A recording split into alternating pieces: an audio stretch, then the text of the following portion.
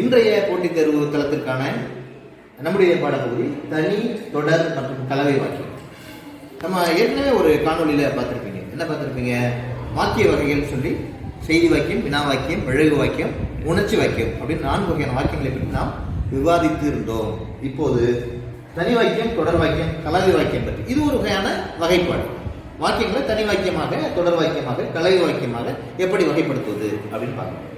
தனி வாக்கியம் அப்படின்னா என்ன அப்படின்னா அதேதான், வள்ளி பாடம் படிக்கும், வள்ளி பாடம் படித்தால் ஒரு தனி வாக்கியம். இது ஒரு தனி வாக்கியம். பால் வெள்ளையாய் இருக்கிறது, இது ஒரு தனி வாக்கியம். ஐயா, ஏற்கனவே பால் வெள்ளையாய் இருக்கிறது என்பது செய்தி வாக்கியம்னு சொன்னீங்களே அப்படின்னு கேட்பீங்க. அது செய்தியா, வினாவா, விளைவா, உணர்ச்சியா என்று பார்க்கிற போது ஒரு செய்தி வாக்கியம். இந்த வாக்கியத்தையுமே நம்ம தனி வாக்கியம்னு சொல்லலாம், செய்தி வாக்கியம்னு சொல்லலாம். வள்ளி பாடம் படித்தால் என்பதை செய்தி வாக்கியம்னு சொல்லலாம். இது ஒரு தனி வாக்கியம். இப்ப மழை பெய்தது, அதனால் பயிர் விளைந்தது.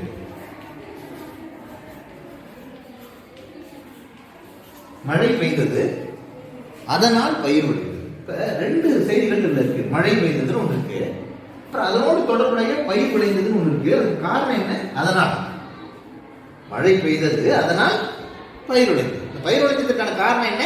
மழை பெய்தது. அதை நடுவில் ஒரு இணைப்பு சொல்லின் மூலமாக சொல்லியிருக்கிறார்கள். ஆனா 2 தனித்தனி வாக்கியம் தான். மழை பெய்தது ஒரு வாக்கியம், அதனால் பயிர் விளைந்தது அது ஒரு வாக்கியம். இதுதான் நம்ம என்ன சொல்றோம்னா தொடர் வாக்கியம் அப்படிங்கிறாங்க. தொடர் வாக்கியத்துல நடுவில் என்ன இருக்கும்? ஒரு இணைப்பு சொல் இருக்கும். கலவை வாக்கியம்னா என்னன்னா, அப்படியே இந்த தொடர் வாக்கியத்துல ஒரு சின்ன மாற்றத்தை நம்ம கொடுக்கிறோம்.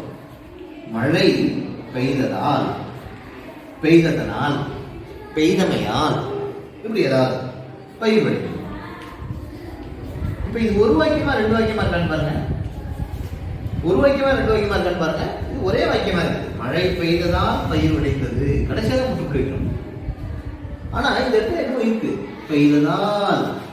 இந்த தொடர் வாக்கியத்துக்குள்ள இருக்கிற அதனால் அப்படிங்கிறது பெய்ததனால், பெய்ததால், பெய்தமையால் அப்படின்னு ஒரு அந்த இணைப்பு சொல்ல சேர்த்து நம்ம என்ன பண்ணிடுறோம்? முன்னாய்க்கிறோம். பயிர் விளைந்தது என்பது ஒரு முக்கிய வாக்கியமாகவும், மழை பெய்ததால் என்பது ஒரு சார்பு வாக்கியமாகவும், ஒரு சார்பு வாக்கியமும் ஒரு முக்கிய வாக்கியமும் கலந்திருப்பதனால இதுக்கு ஒரு கலவை வாக்கியம். கலவை வாக்கியத்தில் 2 இருக்கும். ஒரு முக்கிய வாக்கியம் இருக்கும், பயிர் விளைந்தது, இது தனியே இருக்கும், அதுக்கு பொருள் இருக்கும், பயிர் விளைந்தது.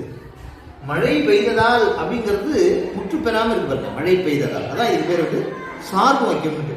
சார்பு வாக்கியமும் ஒரு முதன்மை வாக்கியம், முக்கிய வாக்கியமும் கலந்து வந்தா அதுக்கு பேர் கலவை வாக்கியம் பேரு. இது மாதிரி 2 வாக்கியத்துக்கு இடையில அதனால் இந்த மாதிரி இணைப்பு சொல்றதா இதுக்கு பேரு. ஆனால், அதனால் இப்படிலாம் வந்தா இதுக்கு பேரு தொடர் வாக்கியம்னு பேரு. மாதவி சிறப்பாக படித்தார், அதனால் அதிக மதிப்பெண் பெற்றார், தொடர் வாக்கியம். மாதவி சிறப்பாக படித்தாள், ஆனால் குறைவான மதிப்பெண்கள் பெற்றாள், இதுவும் தொடர் வாக்கியம் தான். அப்ப அதை எப்படி கலவையா மாற்றுவீங்க? மாதவி சிறப்பாக படித்தால், ஆனால் குறைவான மதிப்பெண்கள் பெற்றாள், தொடர் வாக்கியம். அதை கலவையை எப்படி மாத்துறது? மாதவி சிறப்பாக படித்தாலும் குறைவான மதிப்பெண்கள் பெற்றாள். இப்ப தொடர் வாக்கியத்தை கலவை வாக்கியமா மாத்துறது, கலவை வாக்கியத்தை தொடர் வாக்கியமா மாத்துறதுங்கிறது இந்த வகையில ஒரு முக்கியமான ஒன்றாக இருக்கிறது. ஸோ இதுக்கு பேர் எளிய வாக்கியம் அல்லது தனி வாக்கியம் பேர். தொடர் வாக்கியம் என்பது நடுவிலே ஒரு இணைப்பு சொல் இருக்கும். சில நேரங்களில் இணைப்பு சொல் பதிலாக இது போன்ற அரை புள்ளி இருக்கும். மழை பெய்தது இப்படி புள்ளி போட்டுட்டு பயிர் விளைந்தது போட்டுருக்கோம், அதுவும் தொடர் வாக்கியம் தான். இது 2ஐயும் சேர்த்து ஒன்னா எழுதணும்னா முக்கிய வாக்கியமாகவும் சார்பு வாக்கியமாகவும் மாற்றி எழுதினால் அதை நாம் கலவை வாக்கியம் என்று சொல்லுவோம். முதல்ல வாக்கியத்தினுடைய வகைகளை ஒரு வழியாக பார்த்திருக்கிறோம். தற்போது தனி, தொடர், கலவை வாக்கியங்களை பார்த்திருக்கிறோம். வாக்கிய வகைகளின் வகைப்பாடுகளில் வேறு சிலவற்றை மற்றொரு வகுப்பில் பார்ப்போம். வணக்கம்.